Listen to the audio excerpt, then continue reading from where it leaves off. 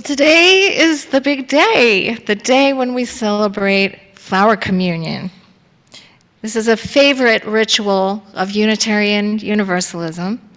It traditionally marks the end of the regular congregational year and the start of the summer season, which is a little more relaxed, a little less going on. Now, what is this ritual all about?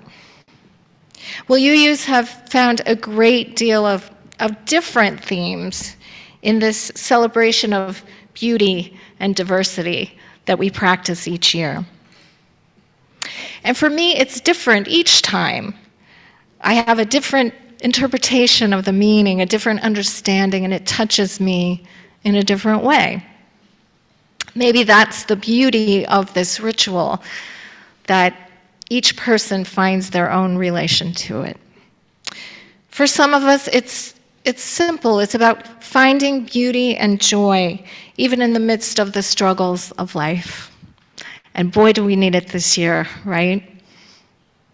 For others, the flowers remind us that each of us has unique, irreplaceable gifts that we bring to our community. For others, it's a reminder that while our individual lives are fleeting, like the flowers, they are still filled with meaning. Now, some people might find that the lesson is to leave their egos at the door, to bring their prized dahlias or their beautiful roses, and look how much more beautiful they look, surrounded by everyone's contributions. Now, this is a place where roadside wildflowers mingle with hothouse beauties, and all are enhanced by the beautiful bouquet. The lesson might be that it takes many seasons of life to create a flower garden, and not just sunny ones. We need the rain, and we need the wind to build the resilience that the flowers bring. We can also reflect, if it is part of our theology, part of our understanding of the world, on how each flower is different, and yet it is a vibrant and beautiful expression of the life-giving spirit that animates us all, which we call by many names, whether we call it God, or the divine breath of creation, or the life force in our universe, or Mother Earth, or simply the great mystery. And in exchanging flowers with one another, which we will do a little bit later, we can find something profound about giving and receiving, about threads of generosity and gratitude and joy that weave this community together. Now, this year I find a special resonance in the life of the creator of Flower Communion, Norbert Čapek, a Czech minister who became Unitarian, whose ministries encompassed territories in parts of the Ukraine. I come from a generation where I was taught to say the Ukraine, and I am finding that habit very hard to unlearn. So, had ministries in Ukraine, as well as many other Eastern European countries. 100 years later, nearly, these lands are once again torn by terror and violence. The Ukrainian people are in my heart, and I'm grateful that we have a sunflower in our bouquet today to symbolize that connection. I also gather inspiration from this gentle man, Reverend Dr. Čapek, who never lost faith in human goodness and possibility, even when he was imprisoned and later killed, whose work and whose creativity transcended the difficulties of his age, although his life was not spared in the struggle. May we also know that what we do here and in our lives matters. And that even when living through terrible times, hope can be available to us in our communities and among the natural world. Now, we usually share the story of this person, Norbert Čapek, who created Flower Communion in 1923, which means that it is now nearly a century old. And so today, I want to share with you this short summation of his life by the Reverend Terry Schwartz. Dr. Norbert Čapek was a Czech-born minister who, by following this winding path of his own life and theology, became one of our spiritual ancestors. And through his own appreciation of the flower's beauty, gave us this precious gift to share with the world.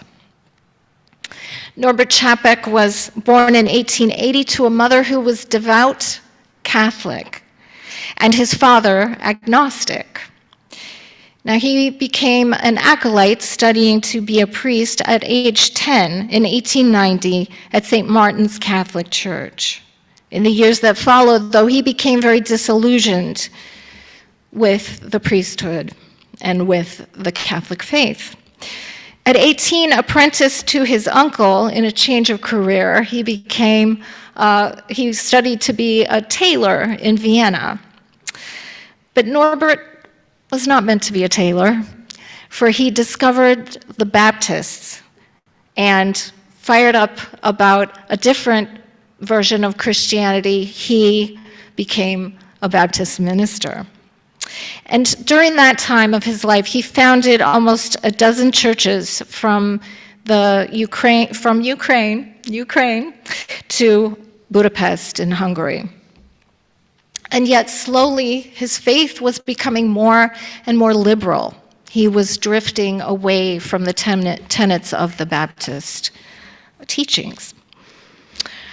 He left what was then called Bohemia under government threat, and he accepted a call to serve a Baptist church in New York City, hoping it would be a bit more liberal and a bit more livable for him.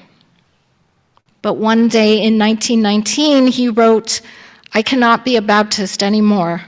Even in a compromise, the fire of new desires and new worlds, new understandings is burning inside of me."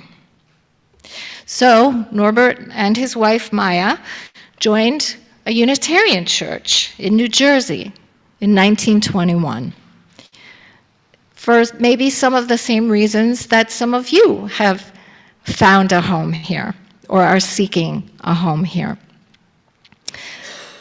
For one thing, their children liked the religious education program. And for another thing, the more liberal and open theology deeply attracted the Čapeks. Well, World War I ended. His home country was now an independent nation, and so he and Maya returned to Czechoslovakia. His Unitarian church during this time was the Prague Liberal Religious Fellowship.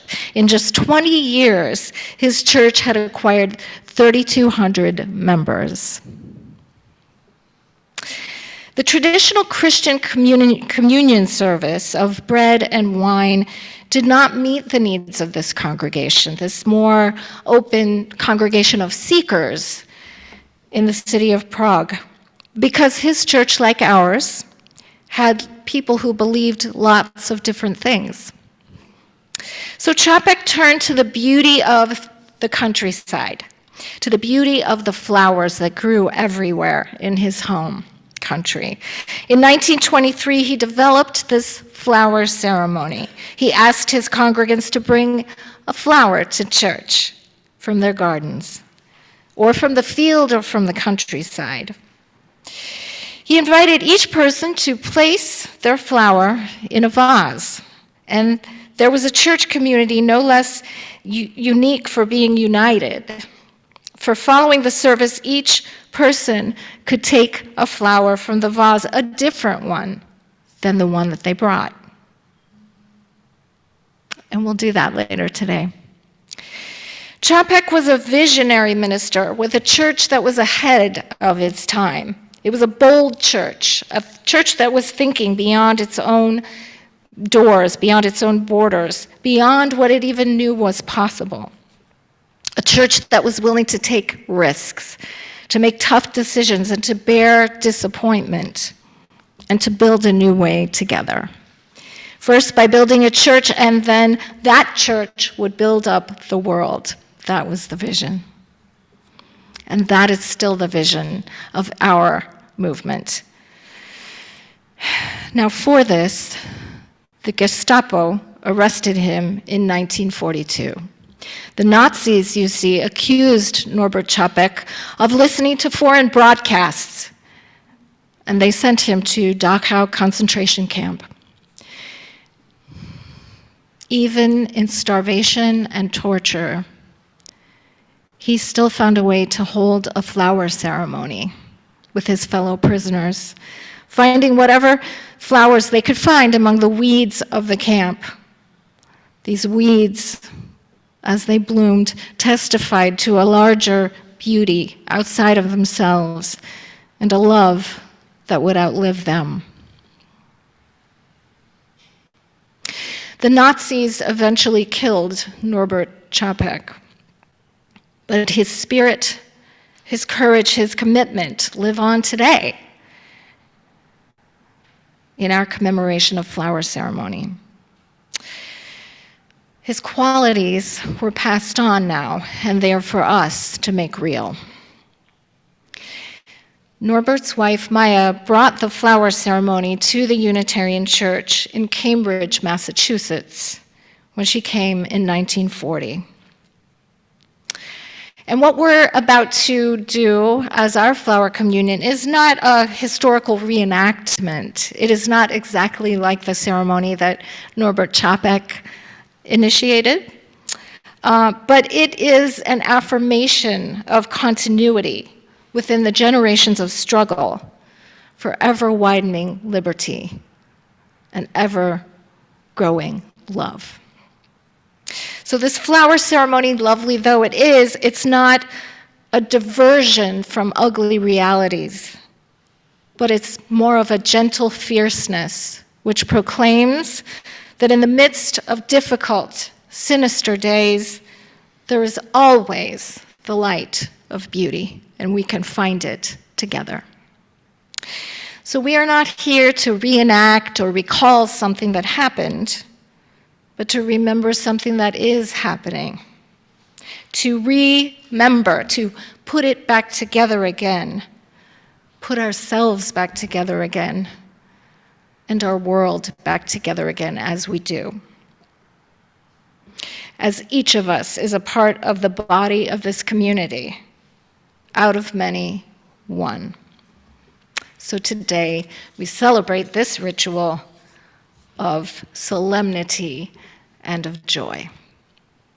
As Čapek asked his people to bring a flower and celebrate beauty, so shall we today.